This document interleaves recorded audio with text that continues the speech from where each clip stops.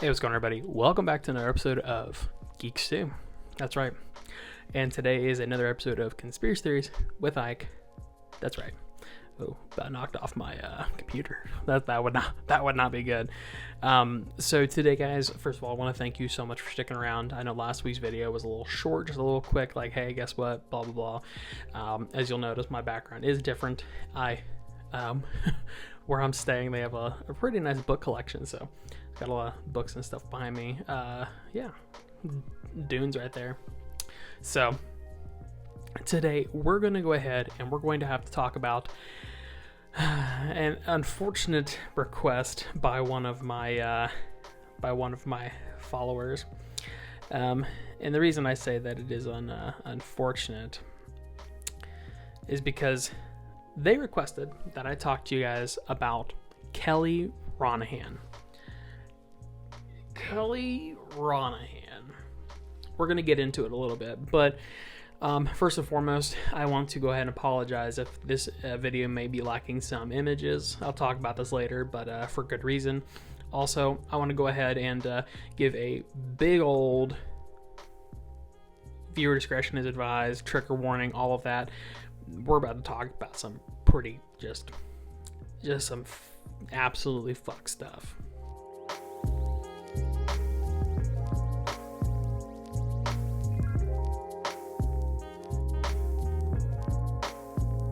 So I guess first we have to talk a little bit about who Kelly Ronahan is. Kelly first rose to notoriety in 2014. She had gone online with her illness. She had a rare blood disease. They would talk a lot about how they had to receive weekly blood donations, transfusions.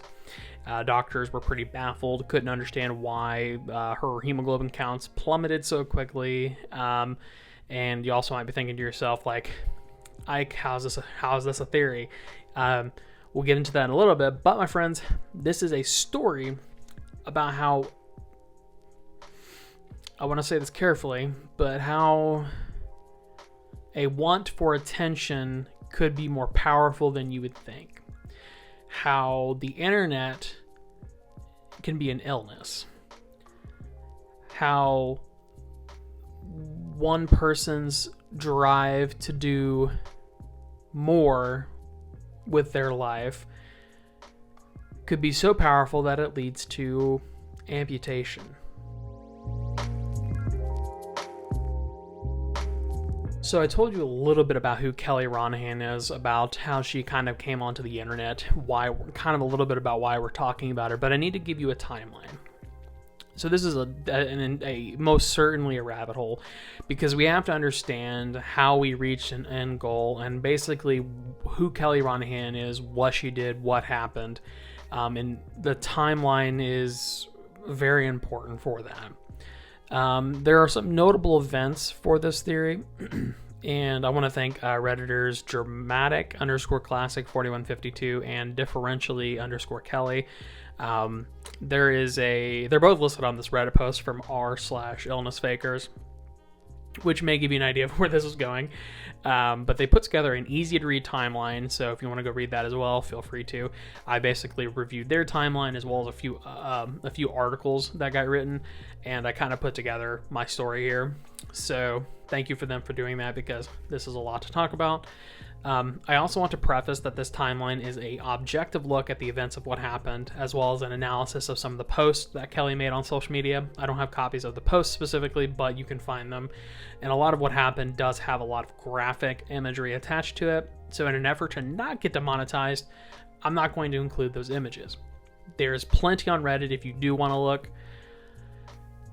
In addition, in case you didn't know, I'm not a doctor, okay? If I was a doctor, I wouldn't be doing this. But this is just an opinion formed by someone who is looking at this externally. Along with this, again, so sorry, but this is important information. And sorry, I'm sure someone's going to be like, hey, he's waffling. Viewer discretion is advised. So we're going to start in 2014. We kind of mentioned this already. But Kelly came onto the internet, made the claim they were receiving blood transfusions due to rare blood disease regarding a low hemoglobin count. Now, some of these are not exact dates, as you'll see, but we're going to go ahead and jump forward to mid-2015. In mid-2015, Kelly begins to have apparent reactions to the blood that they were receiving. This would lead to more tests, longer hospital stays, and as well, she made posts about this. Moving forward to February of 2016, Kelly volunteers at a blood donation organization. She is on the local news, where she makes the claim that she has become more resistant to the blood that she is receiving. She is also a speaker for this organization's charity auction, sort of like Gypsy Rose Blanchard was. May of 2016, Kelly's doctors don't really know what is happening, and they send her a specialist in Vancouver for more blood tests.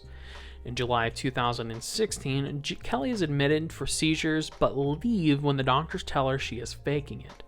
While she's in the hospital, there was a blood drive organized in her honor. She posts about doctors saying she's faking it as well.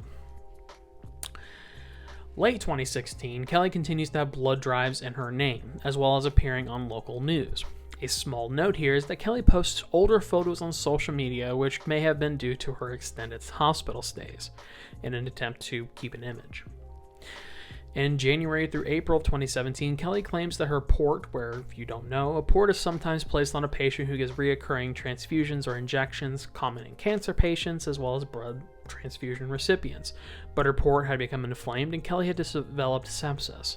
This post regarding this also include graphic descriptions of the port being removed. Later, she posts that the doctor told her that they would remove the port to humor her.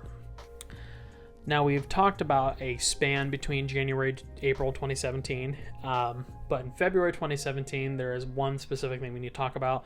Again, this occurred during the previous time frames mentioned, but it needs its own spot. So Kelly makes a post about struggling with eating disorders and exercise obsession, and says that she's been seeing a psychiatrist. A few notable events through the rest of 2017, kind of as follows. She did talk about self-harm scars from before she was sick, as well as how she had been editing them out of photos. She received a new port that also got infected, which leads to another hospital stay. During this stay, the doctors advised her she was not allowed to do her own IV for the stay, for trying to see if they can help her. The doctors were going to discharge her, but when hearing this news, Kelly began having seizures and developed some form of rash, which she is given oral antibiotics for.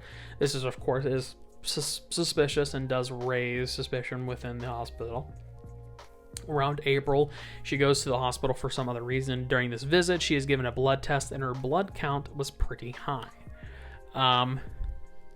The reason that a lot of people think that this was this blood test was supposedly sprung on her. She was not expecting it. So kind of makes you wonder why that is.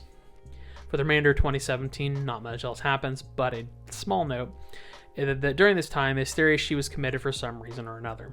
So committed involuntarily. She begins telling bizarre abuse stories on other sites other than her primary ones, as well as claiming that she had MS as well as uterine fibroids. So again, not much to back up these claims, but these were claimed during this time. You could also make a whole other video about some of the other speculatory things that some people have said about Kelly during these times. Basically, there were claims that she was rubbing fecal matter into her ports to make them infected. I mean, there's a lot of really, really fucked up stuff that people were saying about her that she apparently said. And right.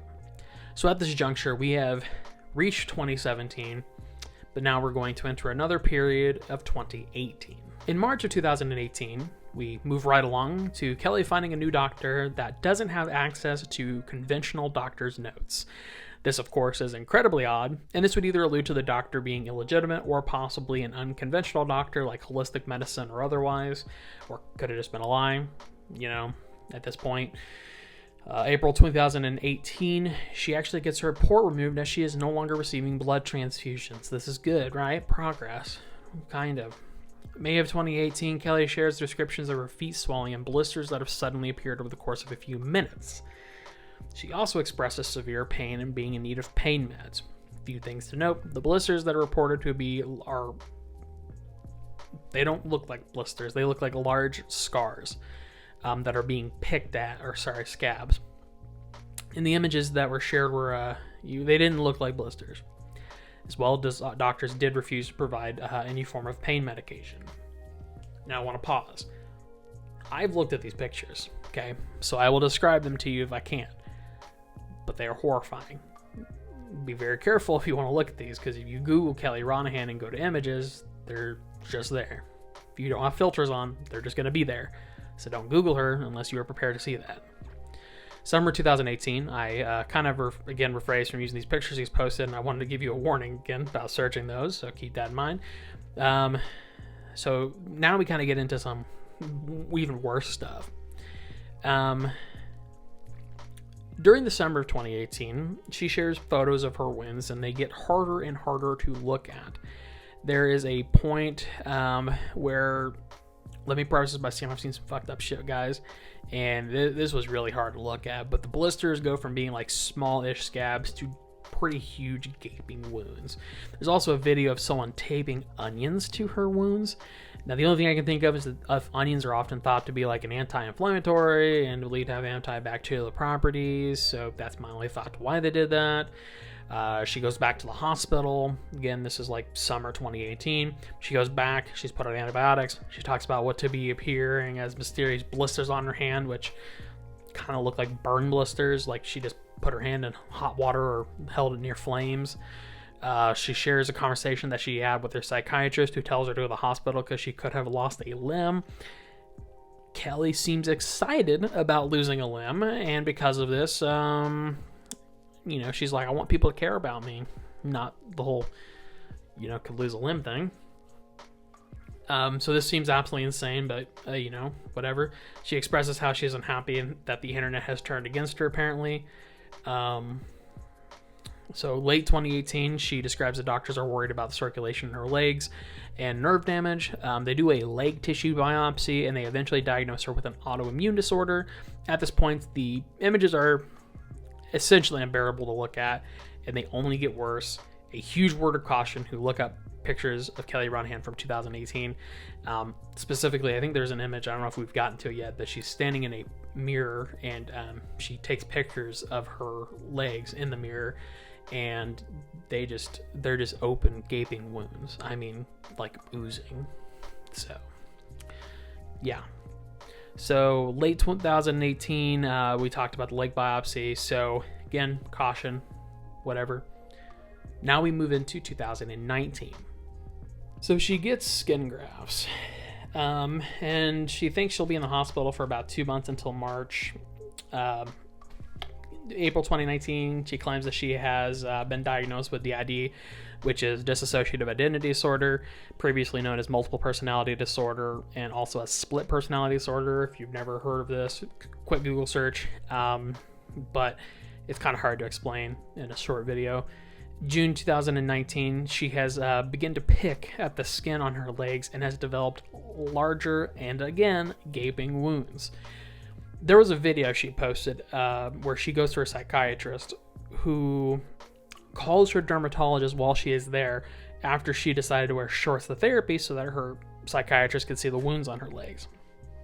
So in July 2019, she is committed again. I believe the original one may have been voluntary, but I do know for sure that this committed moment is involuntary for 2 days so that the doctors can try and save her legs.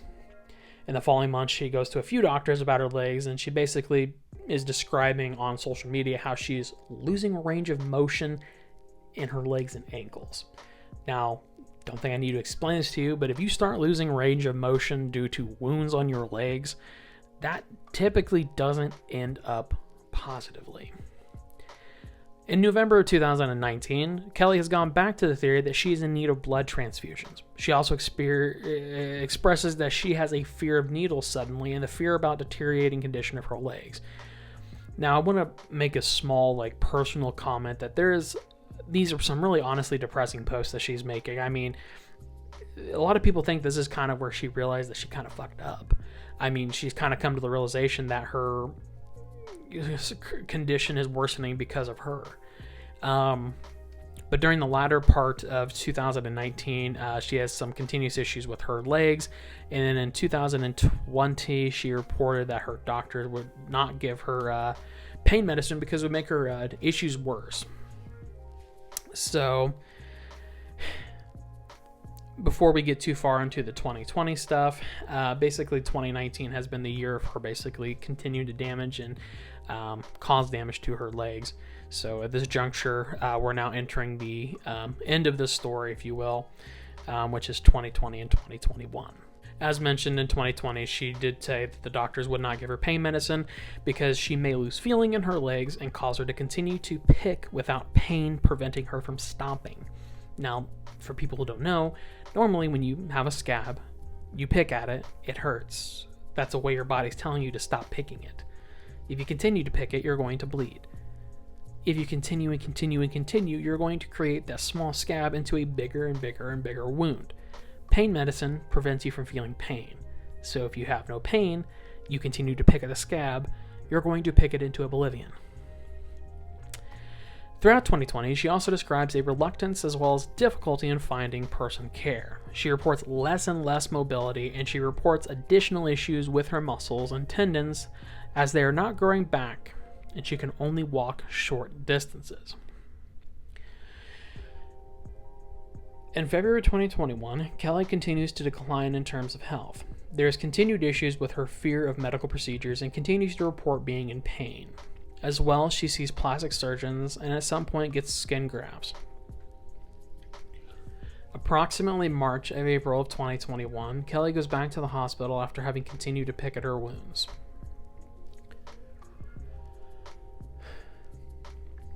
In May of 2021,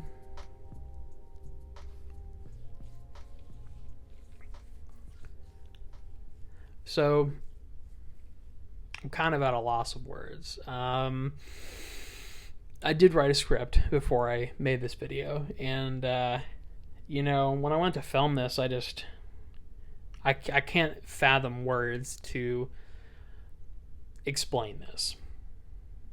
But I'll just show you. Yeah. That's it. Her legs were amputated.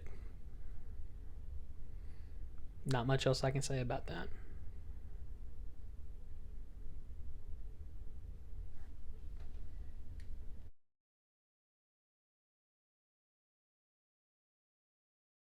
So, as I read the story and read the comment of the original commenter, I told myself that I would go into the story without others' opinions on the case influencing me. However, this is to be the definition of Munchausen's. For those who maybe don't know, Munchausen's syndrome, or facetious disorder imposed on self, is a disorder where those affected feign or induce disease, illness, injury, abuse, or psychological trauma to draw attention, sympathy, or reassurance from others, to themselves, I should say. This is even a subsection of Munchausen, which is called Munchausen's by internet. This is, of course, where one would fake an illness with the purpose of gaining sympathy from the internet. Sounded familiar? Related but different is Munchausen by proxy, where someone imposes said fake illness on someone else, such as a child. Good reference for this would be the Gypsy Rose Blanchard story.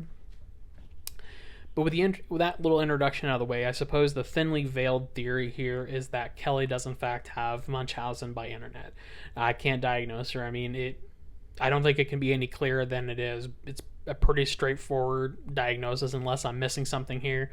Again, could be the case. I'm not a doctor. I don't make the big bucks, but here's the deal. As I'm reading this story, what I've seen has just been jarring. Okay, I want to put this into perspective. I started writing these scripts last week. I'm recording this on Tuesday the 10th.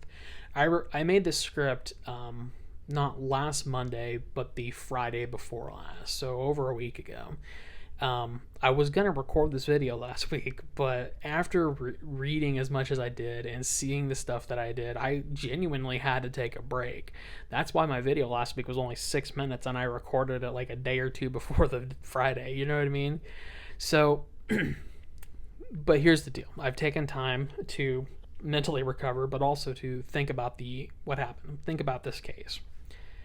And although it has been jarring, what has been more jarring than the self-harm was the story of a young woman deteriorating. Kelly, in my opinion, is a mentally ill individual who desperately needs help, genuinely. Our system has failed her in some way, shape, or form, so much so that this woman lost her legs. I think she is ultimately at fault because Munchausen can start with a want and a need for that attention, but in this case rapidly devolved into something from a horror movie, honestly. I can't even begin to tell you how upsetting and awful this story is. I use this as a form of, information for other people because this is an interesting case, to be frank. I mean, we find interest and for some reason we find joy in the macabre, but it is so important to say that while we might find this interesting, we should not find joy in the suffering of another individual.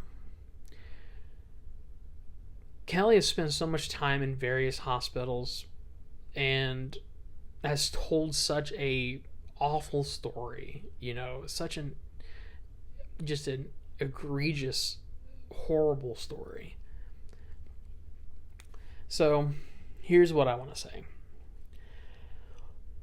I said that the system failed her, and the reason I say that is because she's been in a hospital. I mean, I couldn't even tell you how many times over the course of 2014 to present, so you would think that our medical system may have caught this mental illness by now, but the other side of this coin is that we're only getting Kelly's side of the story. It's possible doctors may have in fact diagnosed this or even talked to her about it, had a conversation with her, and she just doesn't want to talk about it to us. I don't know, but we just don't know. We're only getting half the story, so ultimately, who can say? I said this was a theory, and I guess the theory still stands that I think Kelly Ronahan has Munchausen's by internet. But this is the story of a horrid and volatile descent into Kelly's destroyed psyche. At the end of the day, this is the ongoing story of a woman who seems to be hell-bent on self-destruction.